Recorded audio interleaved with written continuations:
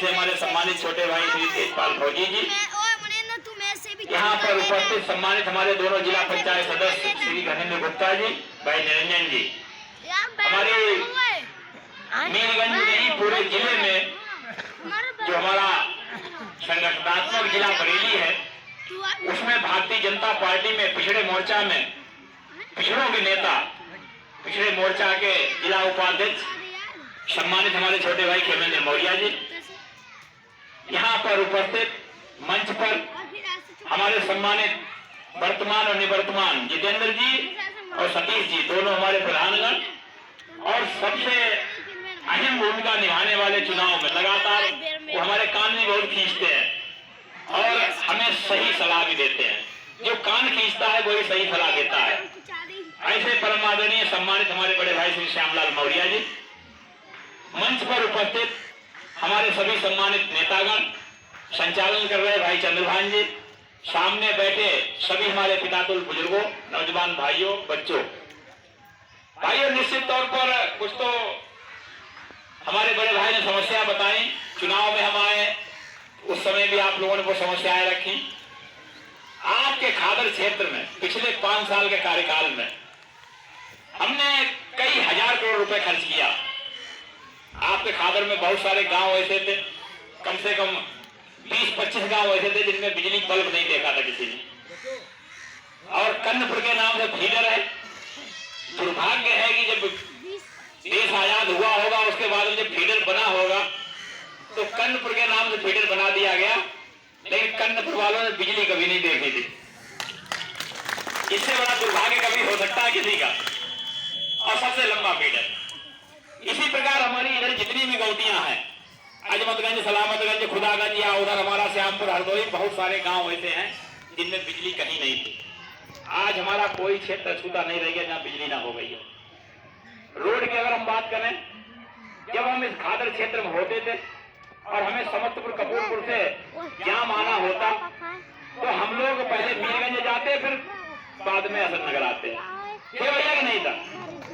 और फिर अब असर नगर से हमें बहरौली जाना होता तो फिर हम पहले मीरगंज जाते और फिर हम हुरूरी होके बहरौली या सिरौली आते।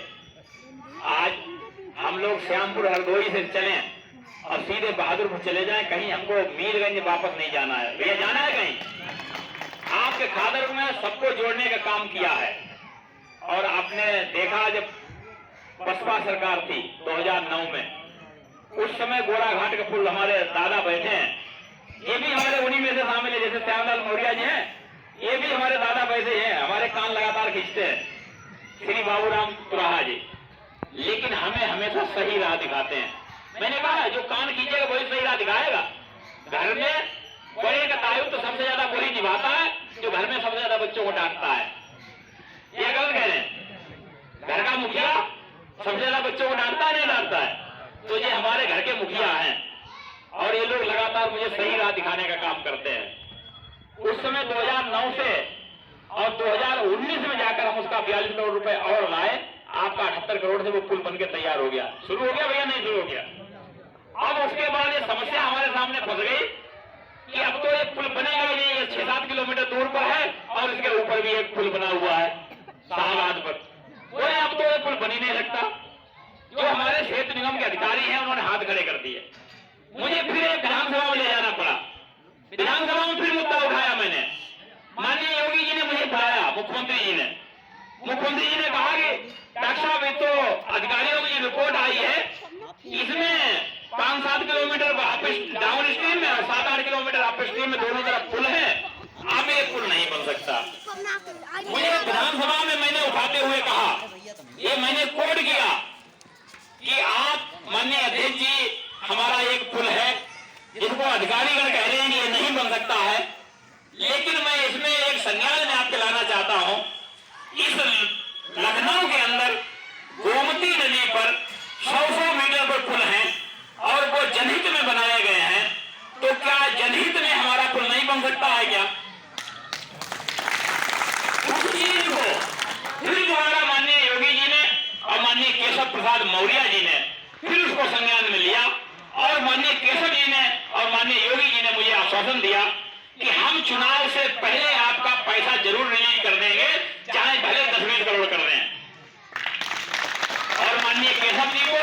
मुख्यमंत्री जी को और माननीय मुख्यमंत्री योगी आदित्यनाथ जी को मैं बधाई देता हूं, बधाई के पात्र हैं कि उन्होंने चुनाव से पहले हमारा पैसा जारी कराने का काम किया।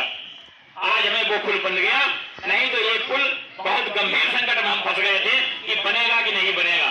मुझे भी रात में नींद नहीं आती थी कि ये लग रहा कि अब ये पुल बनेगा नहीं कभी। भाइयों, आज वो भी पुल बन गया और अपनी विधानसभा में जब हम विधायक बने 8 बड़ी नदियां हैं रामगंगा से, केवल 4 पुल थे, आज 9 पुल 5 साल में बनवाने का काम किया है। भाइयों, एक बहुत बड़ा रिकॉर्ड बना है। इसी तरीके से बिजली की हम बात कर रहे थे, हमारे लगभग 80 गांव ऐसे थे जिनका विद्युतीकरण हुआ नहीं था। आज हमारा कोई गांव विद्युतीकरण से अछूता नहीं रह गया, हर जगह विद्युतीकरण हो चुका है। अब मैं और एक काम करा रहा हूं, उसमें आपको जोड़ रहा हूं, आपके सब केबल भी करा रहा हूं, प्रत्येक गांव में केबल करा रहा हूं। प्रत्येक गांव में केबल कराना हमारा लक्ष्य है। प्रत्येक गांव में केबल करा रहा हूं, प्रत्येक कस्बे में केबल करा रहा हूं, जिससे हमारे जर्जर तार ना टूटे। क्योंकि अभी तक जो हम सप्लाई देते हैं, जब भी जैसे 12-14 घंटे बिजली चलती है, गर्म होकर तार टूट जाते हैं। जैसे हमारी केबल हो जाएगी, हम आपको 24 घंटे बिजली देने जा रहे हैं आगे आने वाले दिनों। 24 घंटे बिजली की समस्या इसलिए और ज्यादा थी कि अभी तक जो यहाँ बिजली आ रही है परसाखेड़ा से आ रही है और हल्दी फिरोज में जो आज बिजली आ रही है वो रिछा से आ रही है। हमारे मीरगंज में कोई भी बड़ा पावर हाउस नहीं था, वो भी हमने बनवाने का काम किया है। मकड़ी को जुनियाई पे 27 करोड़ से 132 मेगा किलोवाट का बिजली घर तैयार हो गया है। अब उसको हम जुड़वाने जा रहे हैं। सभी आपके मीरगंज जो जितने हमारे पावर हाउस हैं उनसे जोड़ने का काम, अभी डिस्ट्रीब्यूशन लाइनें बननी शुरू हो जाएंगी मार्च के बाद। भाइयों, इसके साथ ही 2 पावर हाउस थे, केवल 33/11 के 2 पावर हाउस थे, एक मीरगंज एक फतेहगंज। 15 पावर हाउस देने का काम किया। 15 कर दिए हैं। आपके समस्तपुर में दे दिया इधर पावर हाउस, कपूरपुर में, और इधर आपका हुरूरी और नया पावर हाउस दे दिया है। आपने खादर को 2 पावर हाउस और दे दिए हैं। कहीं आपकी बिजली की समस्या रखूंगा नहीं। जैसे ही हमारे 6 महीने साल भर में पावर हाउस बन जाएंगे, आपकी लंबी लाइनों की समस्या खत्म। जो हमारा कन्नपुर फीडर 25 किलोमीटर का है, वो समस्या खत्म। ठीक है भैया, बिजली की समस्या आपको खत्म कर देंगे। आपके गांव की 2-3 समस्याएं आई। एक तो आपकी एक नाला में पानी भरा है, वो किसी ने रखी। जो पानी वहां भरा है मौर्य समाज में, उसका नाले का प्रस्ताव माननीय प्रमुख जी से हमने करा दिया है। वो नाला अभी बहुत जल्दी बन जाएगा। दूसरी समस्या आप हमारे सामने उठाई अंत्येष्टि स्थल की। अंत्येष्टि स्थल हम आपके गांव में नहीं, प्रत्येक गांव में बनवाने जा रहे हैं। प्रत्येक गांव में 25 लाख का अंत्येष्टि स्थल हमारी सरकार प्रत्येक गांव को देने जा रही है। ठीक है भैया, तो इस योजना में आपका बन जाएगा। तीसरी समस्या आपकी है पुल वाली। आपने इस नाले पे पुल की बात रखी। निश्चित तौर पर आज हमारे पास पुलों के बड़े काम नहीं रह गए, केवल 2 पुल बचे हैं हमारे। दोनों की पत्रावली हमारी शासन स्तर पे है, 40 करोड़ के हैं। एक हमारा 22 करोड़ का दिगुना फतेहगंज वाला है देवड़ा नदी का, और एक हमारा 18 करोड़ का नरखेड़ा वाला है। दोनों अभी हम जैसे हमारा अप्रैल में बजट होगा, वो दोनों फाइलें हम स्वीकृत करा के हम पुल से झंझट हमारा कट जाएगा। पुल हमारे नहीं बचेंगे। अब हमारा बचा है छोटे छोटे पुलिया। ये पुलियों के लिए हम लगेंगे। पुलिया आपके यहाँ भी जरूरत है।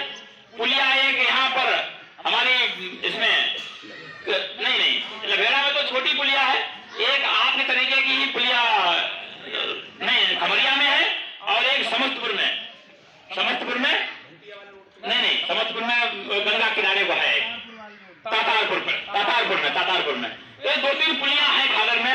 ये कोई बहुत बड़ा काम नहीं है। इनको मैं विधानसभा में ले जाके, और उम्मीद है कि जब 19 के चुनाव में आपके बीच में आएंगे, 24 जब 24 के चुनाव में आएंगे माननीय संतोष जी के एक चुनाव में, तो तब तक कोशिश करेंगे कि भैया बन जाए। ना बन पाए अलग बात, लेकिन कोशिश पूरी रहेगी कि बन जाए। ठीक है, क्योंकि हम ज्यादा लंबी चौड़ी बात करते नहीं, उतना ही रखते हैं जितना कर पाते हैं। क्षेत्र में हमने चुनाव के सामने भी रखा, चुनाव के समय भी रखा कि कोई भी 1 करोड़ काम आप हमें नहीं बता सकते हो। कोई 1 करोड़ काम नहीं बचा, क्योंकि हमने 10,000 करोड़ से ज्यादा के काम करा दिए। 10,000 करोड़ से ज्यादा के काम पिछली पंचवर्षीय में करा दिए हैं। इस समय मेरे पास कोई 1,000 करोड़ मतलब 100 करोड़ का भी काम पेंडिंग नहीं है। जो काम है वो थोड़े छोटे हैं, ठीक है भैया। दूसरा, आपने एक और बात जोड़ दी उसी में अपनी समस्या में, ट्यूबवेल वाली। तो ट्यूबवेल वाले में हमारे नेताजी खड़े हैं, जैसे मैं विधायक बना था सबसे पहले मैंने ट्यूबवेल आपके गांव को दिया, सबसे पहले ट्यूबवेल दिया, चाचा के नाम से दिया। अब क्या कारण रहा, इन्हें जमीन दी कि नहीं दी, क्या कारण रहा, वो ट्यूबवेल बाद में यहां से चला गया और मरहुली में मुझे बनवाना पड़ा। अब बड़ा स्पष्ट बात यह है, भले बुराई हमारी माने, लेकिन हमने आपको ट्यूबवेल दिया, नहीं बनवाया, उठ के यहां से गया, मरहुली में जाके बना, ठीक है भैया। आगे फिर कोई स्कीम आएगी तो सोचेंगे, गारंटी नहीं ले रहे, गारंटी नहीं ले रहे, कितने मिलेंगे कितने नहीं मिलेंगे। हमें अगर 2-4 मिलेंगे तो आपके गांव जरूर देंगे, नहीं आए शासन स्तर से भैया कोई अभी गारंटी नहीं, कल हम आप हमारे कान खींचो, ठीक है भैया। आएंगे जिले में आएंगे, जिले में आएंगे, हर विधायक को मिलेंगे तो पहले नंबर पे हम आपको दे देंगे, ये मैं आपको वादा करता हूं। भाइयों, जो जीत हुई है, जीत के जिम्मेदार आप हो, अगर हार होती तो हार का जिम्मेदार मैं होता। जीत की जिम्मेदार हमेशा जनता होती है, हार का जिम्मेदार हमेशा कैंडिडेट होता है। उसका कारण है, अगर हार होती है तो हमारी कमी से होती है, और जीत होती है तो आपके द्वारा होती है, और हमें आपने जिताया, इसका पूरा श्रेय आपको है, पूरा श्रेय, बधाई के पात्र आप लोगों को।